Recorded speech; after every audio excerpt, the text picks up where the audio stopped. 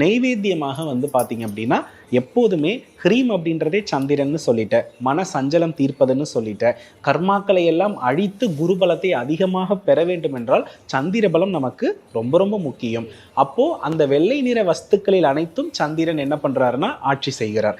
அப்போ நம்ம பால் பொங்கல், பால் பாயாசம், இட்லி, இடியாப்பம், தேங்காய் பால் இந்த மாதிரி வெள்ளை நிற இருக்கக்கூடிய அத்தனை உணவுப் பொருளையும் நாம் என்ன பண்ணலன்னா இதற்கு நெய்வேத்தியமாக வைத்து நாம் காலையிலேயே இந்த பீஜ மந்திரத்தையும் அதே போல் அந்த சௌந்தரிய லகரியினுடைய இரண்டாவது அல்லது அபிராமி அந்தாதியினுடைய இரண்டாவது பாடலை சொல்லி 9 முறை முடிச்சுட்டு தீபாரதனை காண்பித்து நெய்வேத்தியம் செய்துவிட்டு முதல்ல ஒரு சின்ன பெண் குழந்தைக்கு அந்த நெய்வேத்தியத்தை கொடுத்து விட்டு குடும்பத்தில் உள்ள அனைவர்களும் சாப்பிடும் பொழுது ஒரு பெரிய மாற்றம் இருக்கிறத நம்மளால உணர முடியும்.